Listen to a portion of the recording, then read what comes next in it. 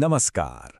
कभी सोचा है कि सिर्फ एक दिन में मतलब 24 घंटों में दुनिया कितनी बदल सकती है? खेल के मैदान में बने रिकॉर्ड से लेकर देशों के बीच हुए समझौतों तक हर दिन हमारे भविष्य की एक नई कहानी लिखता है। तो चलिए देखते हैं 24 सितंबर को क्या कुछ खास हुआ। तो सवाल यही है कि आखिर सिर्फ 24 घंटों में हो क्या क्या सकता है। यकीन मानिए जवाब काफी हैरान करने वाला है। तो चलिए इस दिन की कुछ बड़ी और अहम घटनाओं की यात्रा पर निकलते हैं। आज हम इन्हीं सब दिलचस्प टॉपिक्स पर बात करने वाले हैं, तो देर किस बात की, चलिए शुरू करते हैं पहली बड़ी खबर से। हमारा पहला सेक्शन है पुरस्कार और सम्मानों का। यहां हम देखेंगे कि खेल से लेकर गवर्नेंस तक बेहतरीन काम करने वालों को कैसे सराहा गया। तो सबसे पहले बात करते हैं फुटबॉल के सबसे बड़े इंडिविजुअल अवार्ड की, बैलन डी'ओर। इस साल मेंस कैटेगरी में फ्रांस के उस्मान डेम्बेले ने पहली बार ये खिताब जीता, और वहीं विमेंस कैटेगरी में स्पेन की एताना बोनमाटी ने एक बार फिर साबित कर दिया कि उनका कोई मुकाबला नहीं। और सुनिए, बोनमाटी की ये जीत कोई ऐसी वैसी जीत नहीं है। ये उनकी लगातार, जी हां, लगातार तीसरी बैलन डी'ओर ट्रॉफी है। इस हैट्रिक के साथ वो महान मिशेल प्लाटिनी के रिकॉर्ड की बराबरी पर आ गई हैं। सोचिए जरा, कितनी बड़ी बात है ये, वाकई एक ऐतिहासिक पल। अच्छा, अब खेल के मैदान से निकलकर थोड़ा गवर्नेंस की तरफ चलते हैं। भारत में टेक्नोलॉजी का इस्तेमाल करके सरकारी कामकाज को आसान बनाने वाले 19 प्रोजेक्ट्स को नेशनल ई-गवर्नेंस अवार्ड्स दिए गए। इनमें 10 गोल्ड, 6 सिल्वर और 3 जूरी अवार्ड्स शामिल थे। ये दिखाता है कि डिजिटल इंडिया सही दिशा में आगे बढ़ रहा है। चलिए अब आते हैं हमारे दूसरे सेक्शन पर, ग्लोबल स्पोर्ट्स राउंड अप। यहां हम जीत और निराशा की कुछ कहानियों पर नजर डालेंगे, क्योंकि भारत के लिए ये दिन काफी मिला जुला रहा।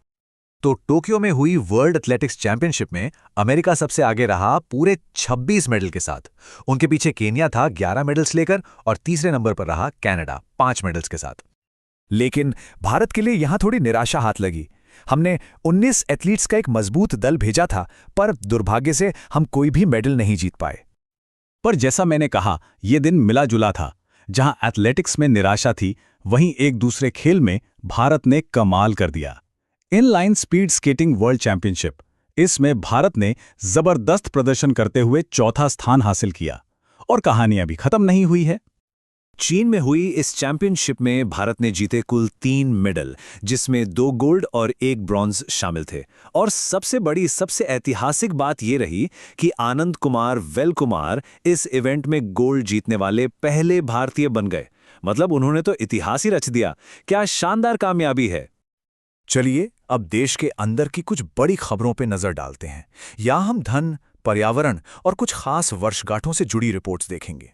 भारत की एक बहुत ही जरूरी संस्था है सेंट्रल पोल्यूशन कंट्रोल बोर्ड, यानी सीपीसीबी। इसने हाल ही में अपना 51वां स्थापना दिवस मनाया। 1974 में बनी ये एजेंसी अब पुणे और शिलांग में 2 नई लैब्स भी खोल रही है, जो दिखाता है कि वो भविष्य के लिए भी पूरी तरह तैयार हैं। अच्छा, अब जरा देश में पैसे रुपए की बात कर लेते हैं। हुरोन इंडिया वेल्थ रिपोर्ट 2025 आई है, और इसके हिसाब से भारत में सबसे ज्यादा करोड़पति महाराष्ट्र में रहते हैं। उसके बाद नंबर आता है दिल्ली और फिर तमिलनाडु का। ये रिपोर्ट सिर्फ ये नहीं बताती कि पैसा कहाँ है, बल्कि ये भी दिखाती है कि हमारे देश के इकोनॉमिक हॉटस्पॉट्स कौन से हैं। अब आगे बढ़ते हैं और कुछ ऐसी खबरों पर फोकस करते हैं जो भविष्य से जुड़ी हैं, मतलब नई अपॉइंटमेंट्स और बड़े बड़े प्रोजेक्ट्स।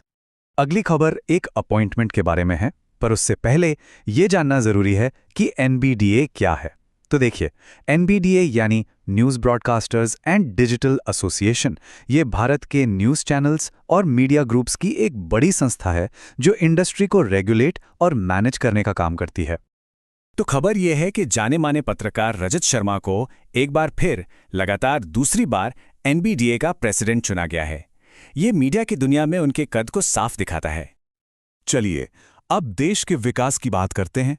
अरुणाचल प्रदेश में यारग्याप-चू नदी पर 2 बड़े हाइड्रो पावर प्रोजेक्ट्स को हरी झंडी मिल गई है।